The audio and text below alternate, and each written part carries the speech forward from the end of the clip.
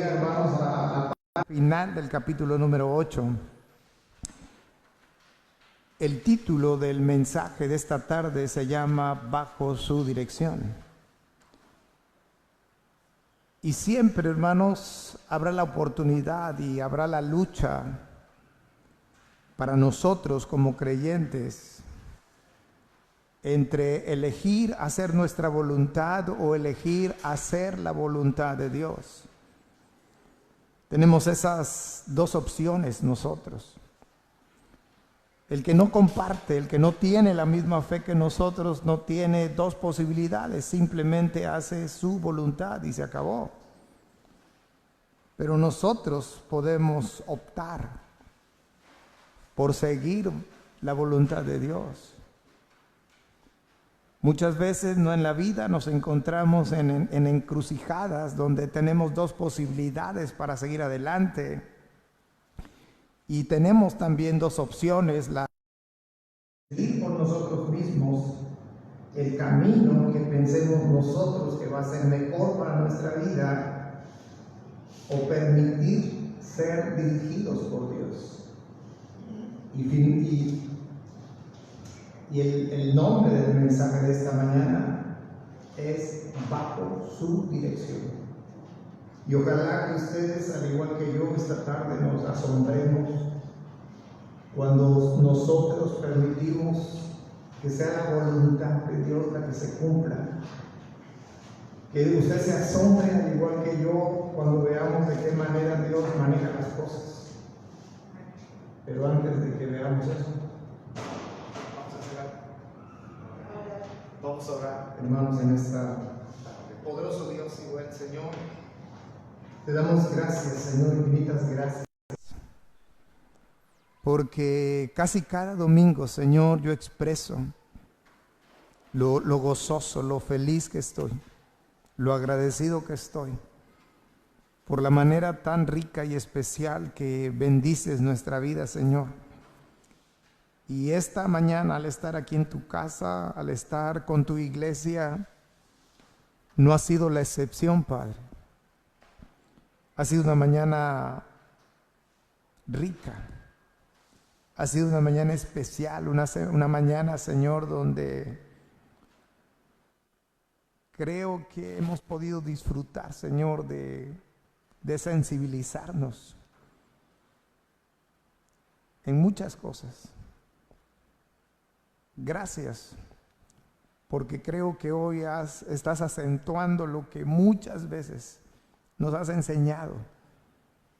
Pero hoy, Señor, es un nuevo capítulo en esta enseñanza que tú nos estás permitiendo tener.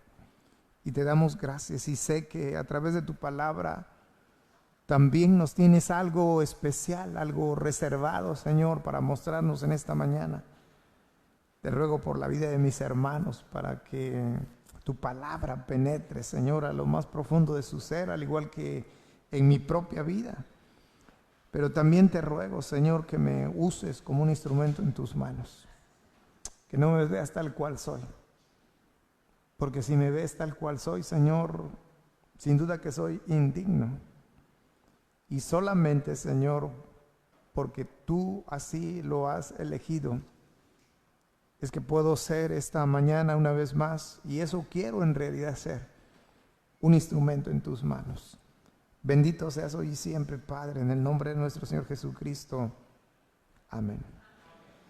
Hermanos, esta mañana vamos a ver los últimos 15 versículos del capítulo 8 del libro de los Hechos.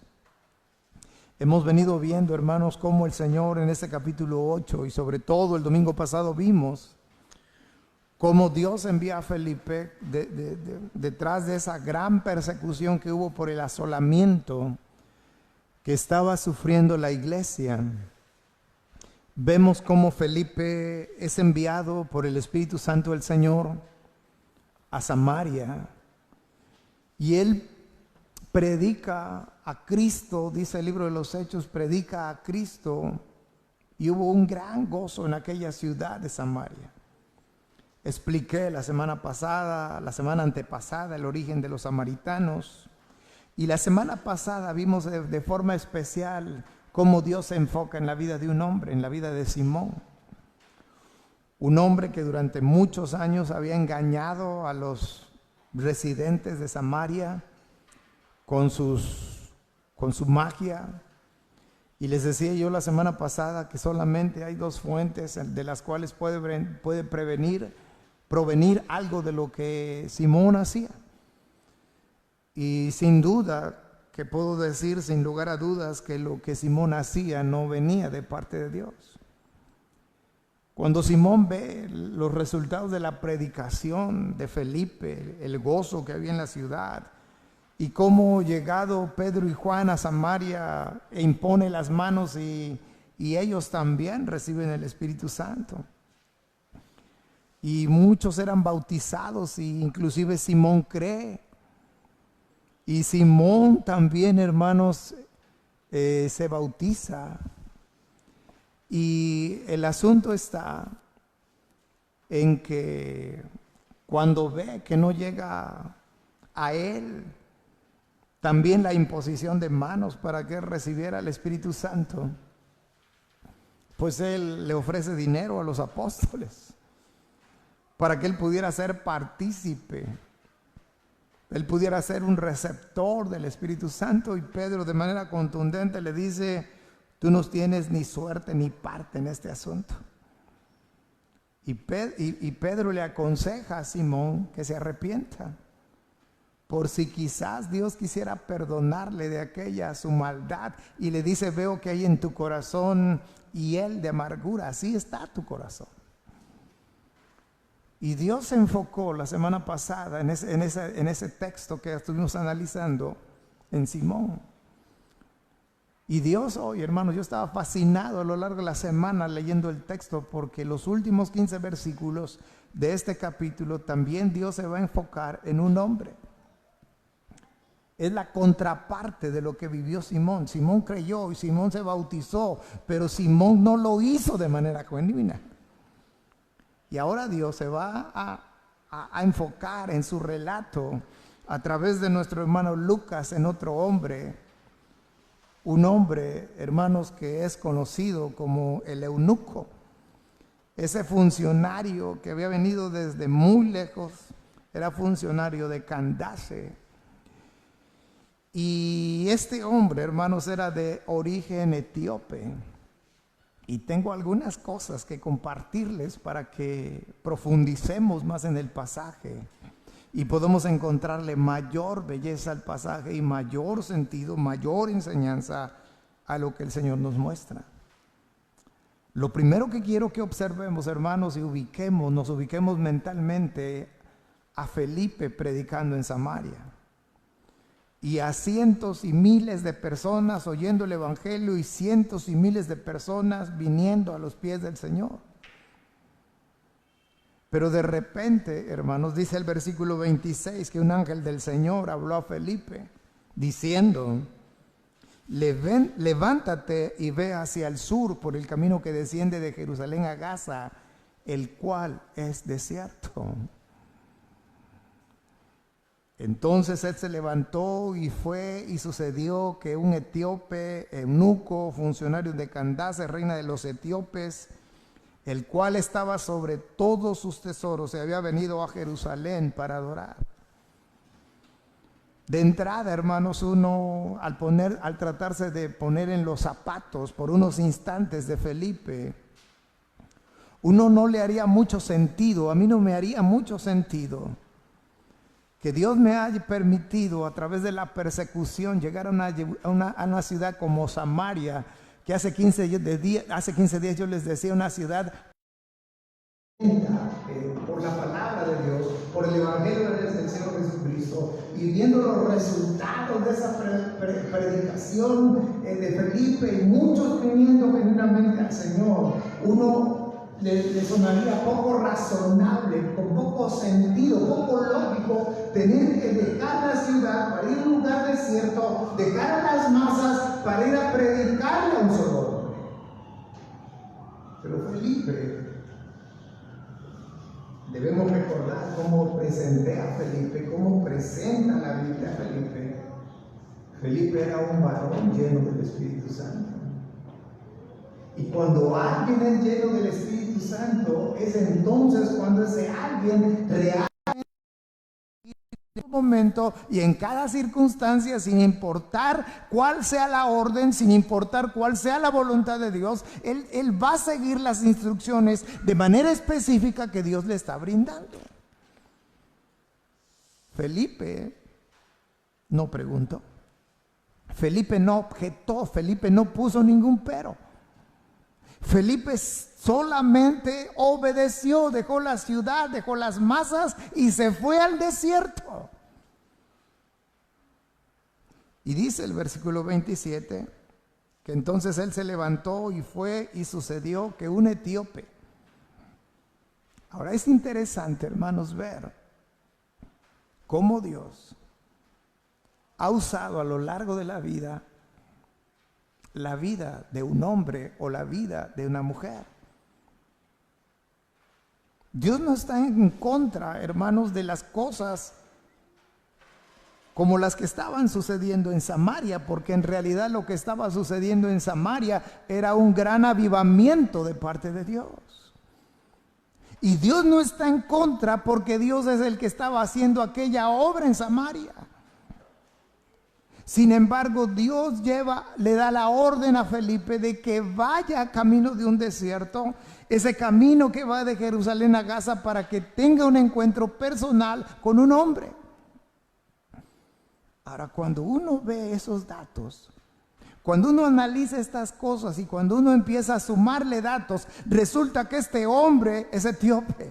Y cuando uno junta todas estas cosas, uno, hermanos, lo único que hace es terminar maravillado de la forma que Dios tiene de obrar, la manera como Dios está interesado de manera personal en la vida de una persona, porque quiere utilizar la vida de esa persona, de una sola persona, para que la bendición sea derramada sobre muchos.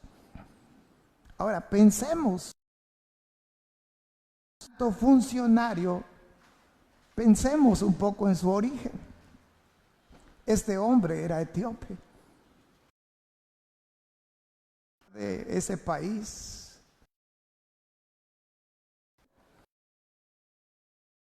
Vemos, hermanos, en qué continente se ubica Etiopía.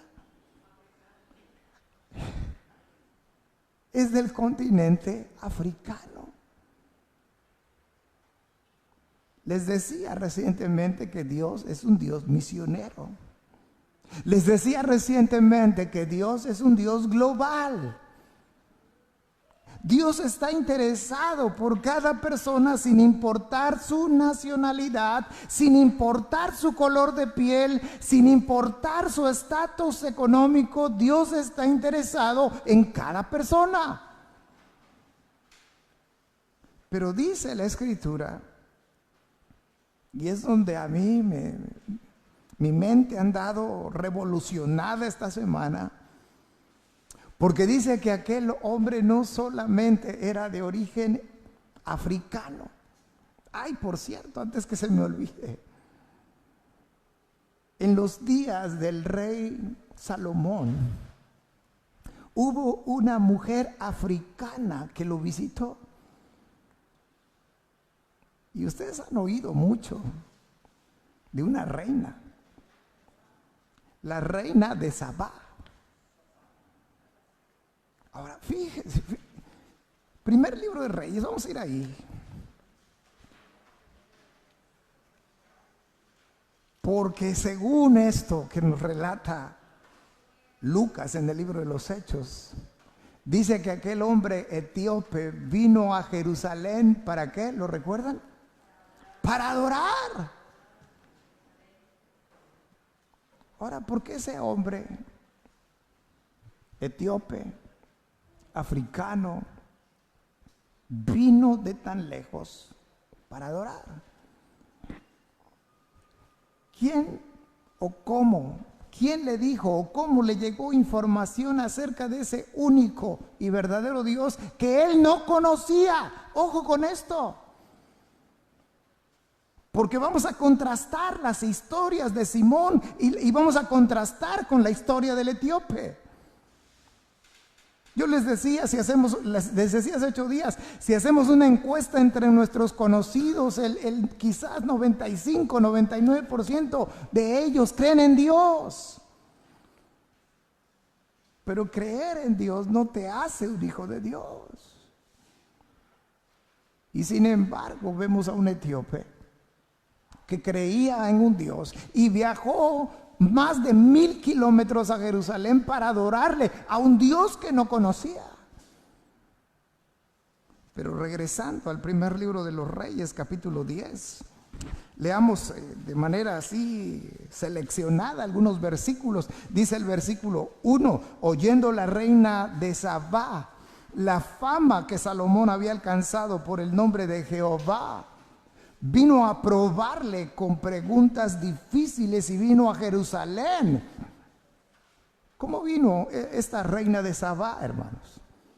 Con un séquito. Ojo, eso nos puede dar luces sobre cómo viajaba el eunuco, el cual fue Felipe a su encuentro. Dice el versículo 2: y vino a Jerusalén con un séquito muy grande, con camellos cargados de especies y oro en gran abundancia y piedras preciosas. Y cuando vino a Salomón, le expuso todo lo que en su corazón tenía. Dice el verso 7: pero yo no lo creía. Son palabras de la reina de Sabá. Dice: pero yo no lo creía hasta que he venido y mis ojos han visto que ni aún se me dijo la mitad. Es mayor tu sabiduría y bien que la fama que yo había oído. Bienaventurados tus hombres. Dichosos estos tus siervos que están continuamente delante de ti y oyen tu sabiduría. Y observen el verso 9, porque por eso las traje aquí. Y dice el verso 9: Jehová tu Dios, ¿qué cosa? Sea bendito, que se agradó de ti para ponerte en el trono de Israel, porque Jehová, amado siempre a Israel, te ha puesto por rey para que hagas derecho y justicia. ¿A quién le está entregando la honra y la gloria la reina de Sabá? A Dios. Ya no leímos algunos versículos, pero aquella mujer se quedó asombrada. Ahora, si nosotros no tenemos el tiempo, pero si ustedes buscan en un mapa, esa reina de Sabá, hermanos, era de un lugar muy cercano de donde era este funcionario de Etiopía. Es interesante la influencia que probablemente la reina de Sabá a lo largo de los siglos tuvo, hasta que aquel hombre creyó en un Dios, insisto, que aún no conocía de manera personal. Y vino a Jerusalén para adorarle. Y dice el verso 28, volviendo a Hechos capítulo 8, y volvía sentado. Antes de irnos, hay algo, hermanos. Les voy a abrir tantito mi corazón. Como cuando uno abre la puerta así. Dice que este hombre etíope era eunuco. Y yo, ya saben cómo es la mente. Digo, ok, este hombre llegó a Jerusalén, ¿y cómo le hizo? Porque la escritura dice en el libro de Deuteronomio, capítulo 23, que no podría entrar eunuco a la casa del Señor. ¿Cómo le hizo? ¿Cómo le hizo? No lo sé. Yo solamente les comparto lo que mi mente pensaba. Pero este hombre vino a Jerusalén para adorar. Es lo único que sé. Pero no olvidemos esto. Este hombre era eunuco. ¿Qué posibilidades hubo de que no haya revelado que él era eunuco y entró a la casa del Señor? No lo sé. No vamos a entrar en especulaciones. Solamente porque esos detalles a veces se nos escapan, parecieran no ser importantes, pero sí lo son. Verso 29. Y el Espíritu dijo a Felipe: acércate y júntate a ese carro. Acudiendo Felipe le oyó que leía al profeta Isaías y dijo, fíjense qué pregunta. Ahora, 30 son cosas que a veces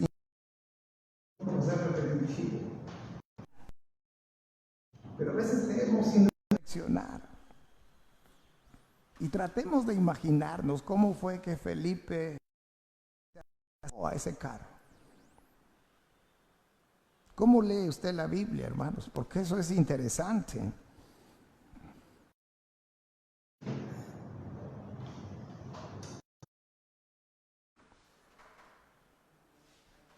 Porque los rollos eran inaccesibles para el promedio de personas.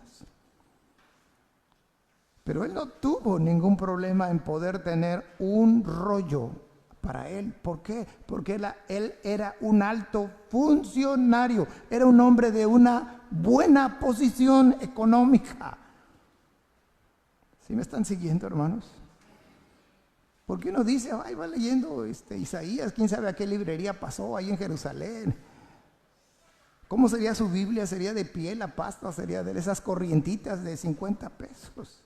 No, él seguramente tuvo que haber adquirido un rollo en Jerusalén porque él tenía una posición económica lo suficientemente buena para tener un rollo para sí. Él viene leyendo en voz alta y él viene leyendo al profeta Isaías donde dice, como oveja a la muerte fue llevado y como cordero mudo delante del que lo trasquila, así no abrió su boca. Y venía leyéndole eunuco. Ahora, fíjense la manera tan singular en la cual Felipe se acerca a este hombre. Y no le dijo, oiga, disculpe usted, fíjese que un ángel del Señor, yo estaba en Samaria predicando. Olvídense de los choques, hermanos. ¿Por qué siempre la tentación a distraerse con la menor cosa? Si la hermana se para, todos a ver a la hermana. Si se oye un ruido que algo chocó por allá, todos a un choque, hasta oír la palabra, un choque ahorita. Estemos concentrados en la palabra del Señor para que realmente, hermanos, la palabra de Dios obre en nuestras vidas y podamos retener la palabra del Señor y eso traiga crecimiento a nuestras vidas. Y por supuesto, honra y gloria a su nombre. No es un regaño, es un consejo en el amor del Señor. Ya hasta me distraje por el choque. En una predicación no se puede participar, les vuelvo a recordar. Felipe llega y le dice de manera contundente y específica, ¿entiendes lo que lees? No le está diciendo, oiga, es que el ángel me mandó y que mira que yo soy Felipe y que vengo de un gran avivamiento. No, le dijo, ¿entiendes lo que lees? Esa es una pregunta rompehielo. Porque resulta que aunque nos parezca increíble, muchas personas leen la Biblia, pero no muchas personas entienden la Biblia. ¿Y saben por qué? Muchas veces he dicho que este libro es distinto a otros libros por el simple hecho de que este libro es la palabra de Dios. Y como es la palabra de Dios, es un libro distinto a vida propia. Si yo me pongo a leer un libro en inglés, algunas cosas entenderé, otras no. ¿Saben por qué? Porque no sé inglés. A lo mejor me dan un libro de matemáticas, de eso así, súper desarrollado y profundo en matemáticas, y voy a ver garabatos y garabatos y decir, ¿y esto qué es? Y se va a acercar algún Felipe, un gran científico matemático, y va a decir, ¿avivo? ¿Entiendes lo que leo? No entiendo ni papa, le voy a decir. Es lo mismo que le sucedía al etíope. Él venía leyendo, él estaba realmente interesado en conocer a ese único y verdadero Dios. Invirtió en hacer ese viaje de más de 1000 kilómetros para llegar a Jerusalén. Invirtió en comprar el rollo. Invirtió parte de su vida y los recursos para hacer ese viaje, porque realmente estaba interesado en conocer a ese único y verdadero Dios. Ahora, a la pregunta de Felipe, también el eunuco le tuvo una respuesta con pregunta también filosa. Porque mientras Felipe le dice, ¿entiendes lo que lees? El otro le dice, ¿y cómo voy a entender si no hay quien me lo explique? ¿Acaso no es lo mismo que Pablo plantea allá en la carta a los romanos? Es lo mismo. Pablo pregunta, ¿y cómo creerán? Si no hay quien les predique, ¿cómo van a creer? Es lo mismo aquí. Ahora, el pasaje que venía leyendo el etíope está en Isaías capítulo 53 y todos conocemos esa porción de la palabra del Señor. Y dice el verso 32, el pasaje de la escritura que leía era este: como oveja a la muerte fue llevado, y como cordero mudo delante del que lo trasquila, así no abrió su boca.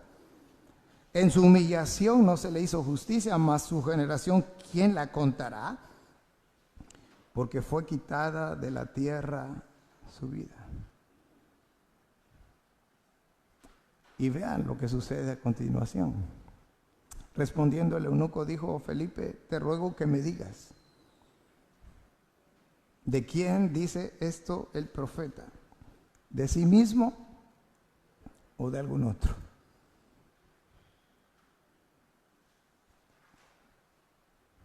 A veces nosotros echamos mucho rollo para romper el hielo. Echamos demasiado rollo. Felipe rompió el rollo diciéndole, rompió el hielo diciéndole, ¿entiendes lo que lees? El otro se la devuelve diciendo, ¿cómo voy a entender si no hay quien me lo explique? Y Felipe hizo así: yo te lo explico. Para eso he venido aquí. Para eso dejé a las multitudes, para eso dejé la ciudad, para eso dejé al gran avivamiento, porque vine a explicártelo a ti. Y dice el versículo 35, que entonces Felipe, abriendo su boca y comenzando desde esa escritura, o sea, de Isaías 53, ¿qué hizo Felipe? Le anunció el evangelio de Jesús. Punto.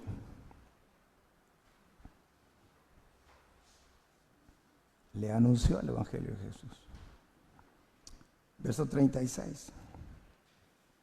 Y yendo por el camino, llegaron a cierta agua, y dijo el eunuco, vean ustedes si comprendió o no el eunuco en lo que había creído. Porque una cosa es creer sin comprender, y otra cosa muy distinta es creer y comprender y estar convencido de lo que creíste. Dice que yendo por el camino llegaron a cierta agua, y dijo el eunuco, aquí hay agua. No le dijo Felipe, oye, ¿y si te bautizo de una vez? Porque quién sabe si nos volvemos a ver. No, salió del eunuco. El eunuco le dijo, aquí hay agua. Y la pregunta es, ¿qué impide que yo sea bautizado? Díganme ustedes si lo que el eunuco está sintiendo no es real y verdadero. Es tan real y verdadero que muchos verdaderos creyentes retardan lo más que sea posible bautizarse. Uno le pregunta a un hermano, una hermana, oye, ¿y tú por qué no te has bautizado? Ay, no, yo no quiero tanta responsabilidad. Es que bautizarse ya requiere otro compromiso y yo todavía no estoy listo.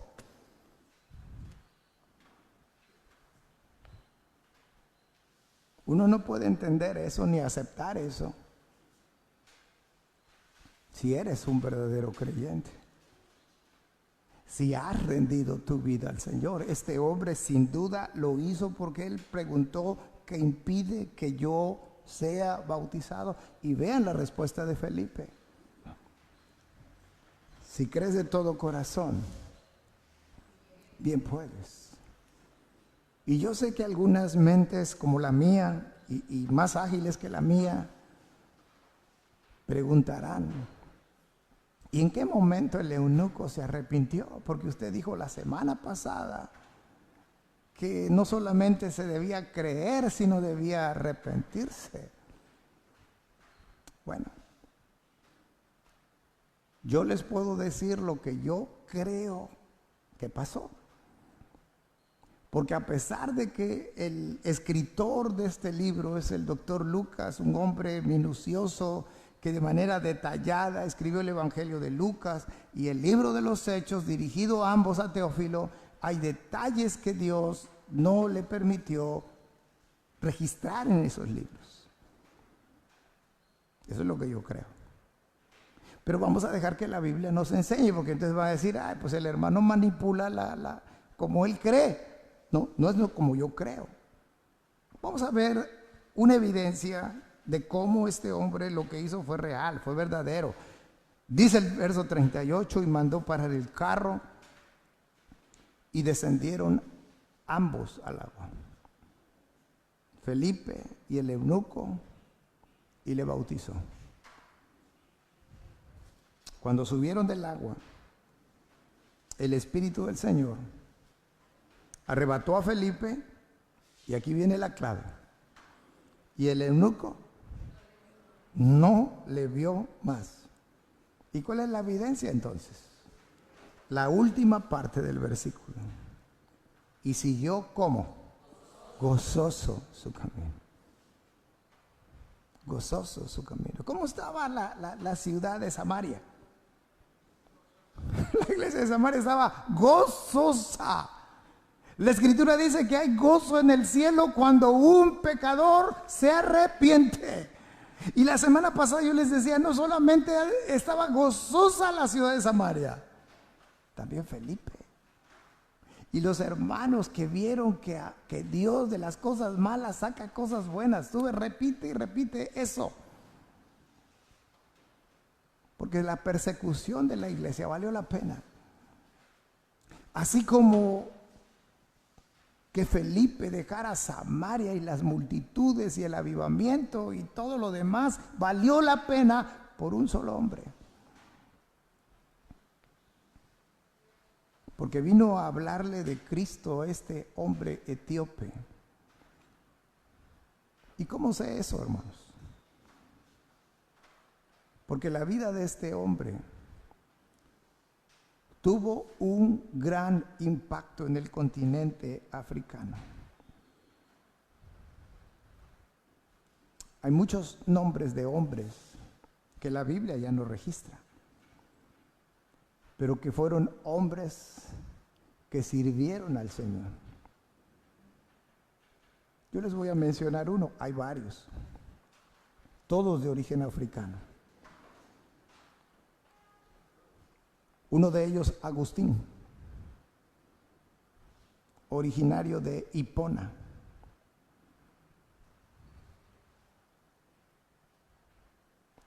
Su conversión a Cristo es extraordinaria. Él llegó a los pies del Señor. Su biografía relata que él llegó a los pies del Señor con los últimos versículos de Romanos capítulo 13. Es por mencionar un ejemplo. Y dice el verso 12, la noche está avanzada, Romanos 13, 12. La noche está avanzada y se acerca el día. Desechemos pues las obras de las tinieblas y vistámonos de las armas de la luz. Andemos como de día y honestamente, no en glotonerías y borracheras, no en lujurias y lascivias, no en contiendas y envidia, sino vestíos del Señor Jesucristo y no proveáis para los deseos de la carne. Dice la historia, no la Biblia, dice la historia que este hombre con este pasaje vino a los pies del Señor. Pero dice la historia que su madre, de nombre Marta, viendo la vida desordenada de su hijo, ella ya creyente, ella oraba todos los días, de día y de noche, para que un día su hijo Agustín llegara a los pies del Señor. Y no crean que estoy cometiendo un error al mencionar a Agustín, porque la iglesia romana lo llama San Agustín de Hipona. No estoy cometiendo un error. Ese hombre fue un verdadero creyente. Y ahí está la historia, y la historia no se puede negar.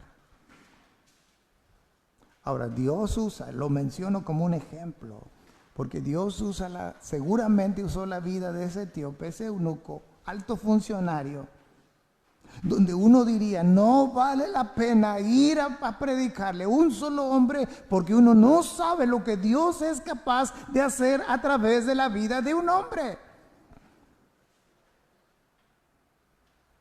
¿Cuántas personas Dios usó para que nosotros lo conociéramos, hermanos? Una persona. Y si quizás te hablaron muchas veces del Señor y te resististe, bueno, te habló una aquí, te habló otra más allá, te habló otra acá, hasta que por fin otra te habló y llegó el momento.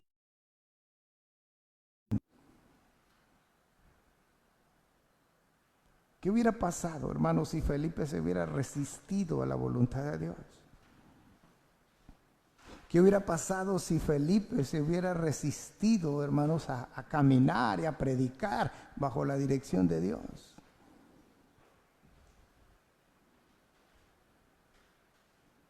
Ahora, si Dios es capaz de hacer que a través de la vida de un hombre, la vida de muchos en un continente sea transformada, ¿qué será capaz Dios de hacer a través de tu vida?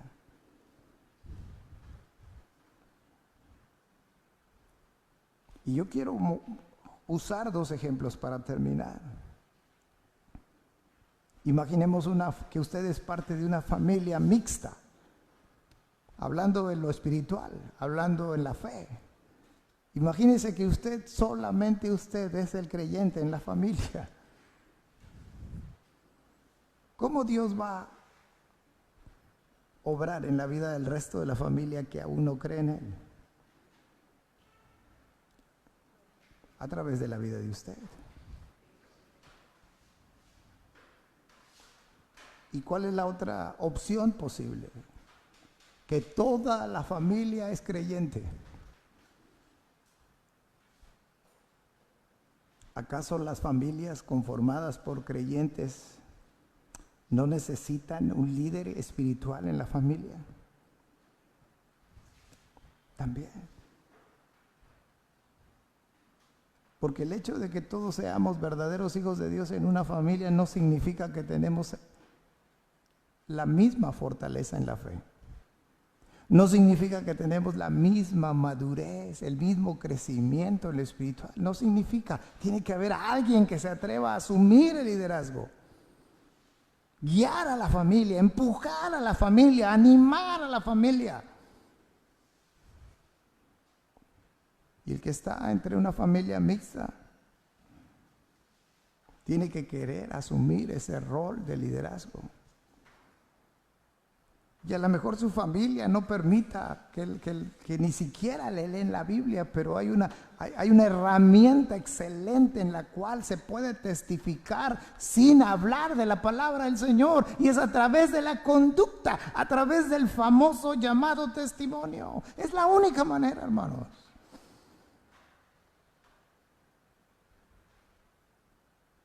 Pero Dios puede usar tu vida. Y quiero individualizar estas últimas palabras. Dios puede usar tu vida para impactar la vida de muchas personas. Pero tenemos que querer caminar bajo la dirección del Señor. Por eso planteaba al principio, hay dos formas de caminar. Hay dos formas de hacer las cosas, o las hacemos conforme a nuestra voluntad, o las hacemos conforme a la voluntad de Dios. Ahora, aquí estamos hablando, hermanos, de impactar la vida de un continente, la vida de familias, de nuestra familia. Pero cada área de nuestra vida, cada aspecto de nuestra vida, los resultados serían distintos si nosotros somos dóciles y permitimos o permitiéramos que Dios sea quien tome el control de nuestras vidas. Si nuestra vida hoy es como es, a pesar de que somos rejegos a veces, ¿cómo sería? Imaginemos un poco, ¿cómo sería tu vida si tu vida estuviera bajo la total y absoluta dirección de Dios? ¿Cómo sería? Yo creo que sería mejor. Vamos a ponernos en pie. Que Dios siga estando con nosotros. Damos gracias esta mañana al Señor porque nos permite estar nuevamente aquí en su casa de oración. Si estamos aquí, es porque Dios tiene un propósito. Que Dios en todo, hermano, siga siendo honrado. Que Dios en todo siga siendo glorificado.